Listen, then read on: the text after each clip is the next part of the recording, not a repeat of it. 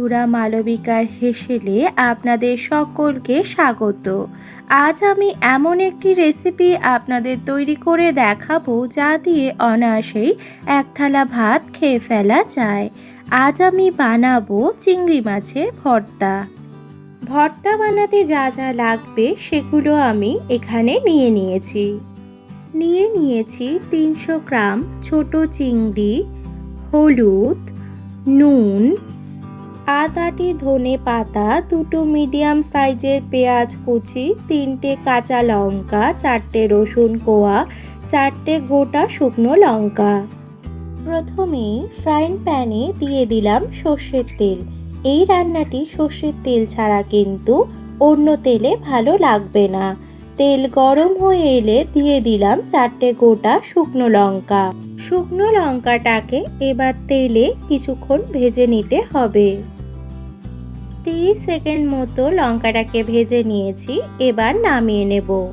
এবার ফ্রাইং প্যানের মধ্যে দিয়ে দিলাম পেঁয়াজ কুচি। পেঁয়াজটাকে এবার ভেজে নিতে হবে। পেঁয়াজটা যখন কিছুটা নরম হয়ে আসবে সেই সময় দিয়ে দিতে হবে এর মধ্যে রসুন। এখন পেঁয়াজটাকে মাঝখানে একটু ফাঁকা করে দিয়ে তার মধ্যে দিয়ে দিলাম 4টে রসুনের কোয়া আর 3টে কাঁচা লঙ্কা। ভর্তাটা যেহেতু একটু ঝাল ঝাল ভালো লাগে তাই আমি এখানে 3টে লঙ্কা দিলাম। আপনারা চাইলে আপনাদের ঝাল অনুযায়ী লঙ্কাটা কমিয়ে বা বাড়িয়ে নিতে পারেন। পেঁয়াজটাকে লাল লাল করে ভেজে নিয়েছি, এবার তুলে নেব।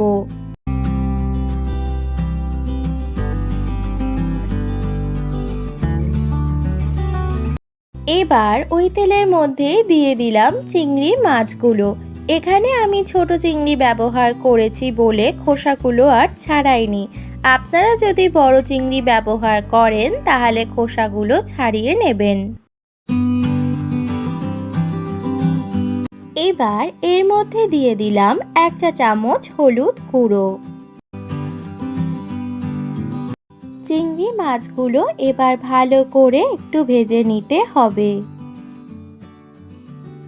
চিংড়ি মাছটাকে ভেজে নিয়েছি, এবার এর মধ্যে দিয়ে দিলাম ভেজে রাখা পেঁয়াজ, রসুন আর কাঁচা লঙ্কা। এবার এগুলোকে একসঙ্গে কিছুক্ষণ ভেজে নিতে হবে।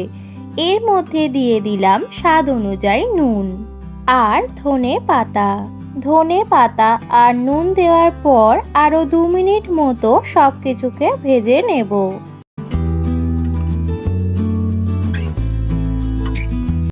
এবার এর মধ্যে দিয়ে দেব ভেজে রাখা গোটা 4টে শুকনো লঙ্কা। এবার আরো 30 সেকেন্ড মতো সবকিছুকে একসাথে ভালো করে ভেজে নেব। ভর্তার জন্য মাছটা তৈরি। এবার এই চিংড়ি মাছটাকে নামিয়ে নেব। এবার চিংড়ি মাছটাকে মিক্সার গ্রাইন্ডারের মধ্যে দিয়ে দিলাম। আপনারা চাইলে এটা শিলে বেটেও করতে পারেন। আবার মিক্সার গ্রাইন্ডারে মিক্স করার পর ফিরে আসছি। মিক্সার গ্রাইন্ডারে চিংড়িটাকে আমি পেস্ট করে নিয়েছি। এই ক্ষেত্রে কিন্তু আমি এখানে পেস্টটাকে বেশি মিহি করে বেটে নিইনি। এর মধ্যে এবার দিয়ে দিলাম একটু সর্ষের তেল। এই সর্ষের তেল দিয়ে ভর্তাটাকে একটু মেখে নিলে এর স্বাদ হবে দ্বিগুণ। এবার এর থেকে আমি ছোট ছোট বল আকারে গড়ে নিচ্ছি।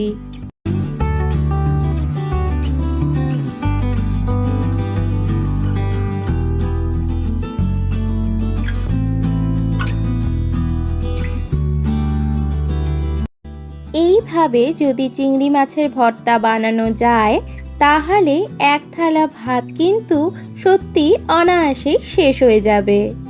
আমার এই রেসিপিটি যদি আপনাদের ভালো লেগে থাকে তাহলে লাইক করবেন, কমেন্ট করে জানাবেন আপনাদের মতামত, সাবস্ক্রাইব করবেন আমার চ্যানেলটিকে যাতে পরবর্তী ভিডিওগুলি আপনাদের কাছে চলে যায়।